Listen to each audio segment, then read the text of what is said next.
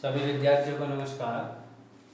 तो अब हम जो है एक्सरसाइज 8.4 के क्वेश्चन नंबर 5 के पार्ट करेंगे। क्वेश्चन नंबर 5 बहुत इम्पोर्टेंट है और इसमें से एक दो सवाल एग्जाम में पूछे जाते हैं। क्वेश्चन नंबर 5 का सेकंड पार्ट है ये, cos a upon 1 plus sine A plus 1 plus sine A upon cos a बराबर 2 sec a।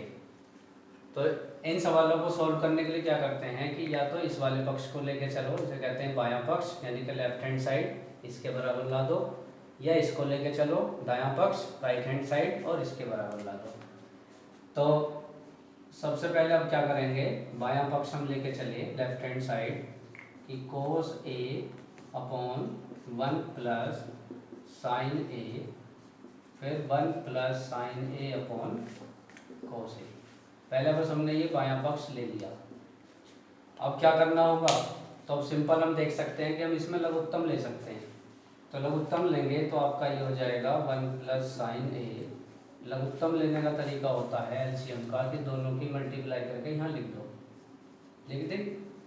अब इसकी मल्टीप्लाई तो इधर कर दो, तो कोस ए इंटू कोस ए बराबर क्या होगा, कोस स्क्वायर ए, प्लस इसकी मल्टीप्लाई इधर कर दो, तो ये हो गया 1 प्लस साइन ए का होल स्क्वायर। ठीक है। अब कोस स्क्वायर ए ये ऐसे ही रहा और यहाँ आइडेंटिटी हो गई ए प्लस बी का होल स्क्वायर।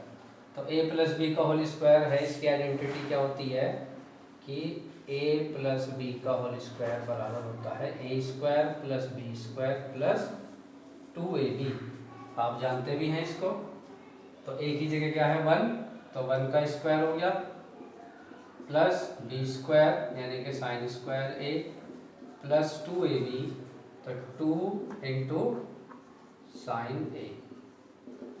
ठीक है, अपॉन 1 प्लस साइन ए और इंटू कोस ए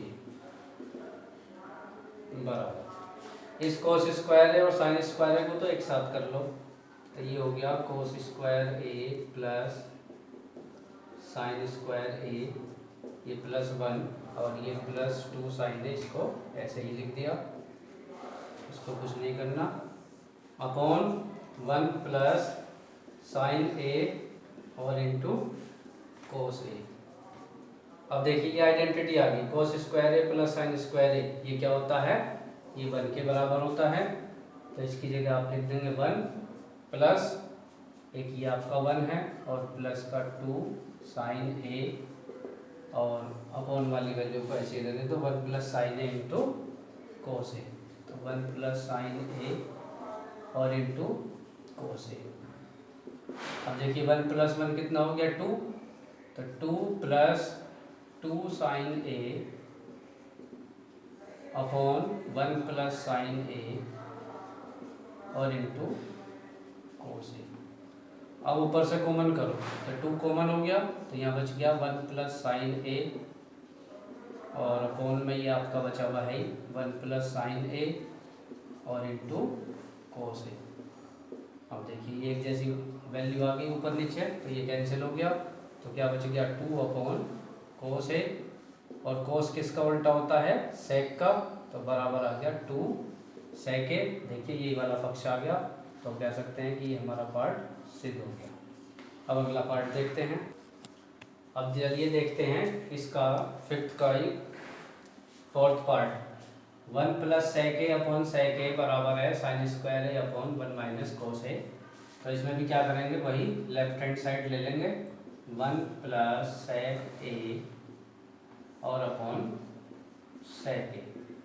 तो बस आपको ये करते जाना कि इसको जो है सही तरीके से बदलते चले जाओ। जैसे सेक किस में बदला जाता है, सेक कोस का उल्टा होता, तो यहाँ लिख सकते हैं 1 प्लस 1 अपॉन कोस ए। ठीक है, क्योंकि सेक ए बराबर होता है 1 अपॉन कोस ए अपॉन इस सेक। तो अब इसको भी सेक को चेंज कर दो, 1 अपॉन कोस ए। अब क्या कर सकते हैं, सीधा सीधा ऊपर का एलसीएम कर लो, तो एलसीएम आ गया कोस ए, तो यहाँ आपका बन गया cos A और प्लस 1 और अपॉन ये 1/अपॉन cos A, ये आपका ऐसे ही रहा। अब देखिए cos A से cos A कैंसिल हो गया, तो क्या बच गया 1 प्लस cos A। अब ये देखिए कि हमें प्रूव क्या करना, प्रूव करना है ये sine square A upon 1 minus cos A। तो इसके अपॉन में कुछ नहीं है, अपॉन में जो है ऐसा मान के चलिए कि 1 है और हमें क्या चाहिए, ये चाहिए। तो 1 माइनस cos A की इसमें अंश और हर में मल्टीप्लाई कर देंगे। तो इसे यहाँ लिख देते हैं 1 माइनस cos A से अंश व हर में गुणा करने पर, ठीक है। तो गुणा करने पर आपका हो जाएगा 1 प्लस cos A, ये तो पहले से था ही, मल्टीप्लाई करी हमने 1 माइनस cos A की, तो इतना ही हर में करना पड़ेगा 1 माइनस cos A। अब इतना करने के बाद यहाँ हमारी बन गई आइडेंटिटी a प्लस बी और a माइनस बी। तो ये किसके बराबर होता है, a स्क्वायर यानी कि 1 का स्क्वायर और माइनस b स्क्वायर यानी कि cos square a upon 1 minus cos A, ठीक है। अब 1 माइनस cos स्क्वायर a ये किसके बराबर होता है, ये बराबर होता है साइन स्क्वायर a के। तो 1 माइनस, ये 1 का स्क्वायर मतलब 1 हो गया, तो इसकी जगह लिख सकते हैं हम साइन स्क्वायर a, और ये ऐसे ही रहा आपका 1 अपॉन 1 माइनस cos A, ठीक है। इसके बराबर आ गया तो कह सकते हैं राइट हैंड साइड। तो ये पार्ट भी आपका प्रूव हो गया। अब नेक्स्ट वीडियो में अगले पार्ट शुरू करेंगे। थैंक यू, धन्यवाद।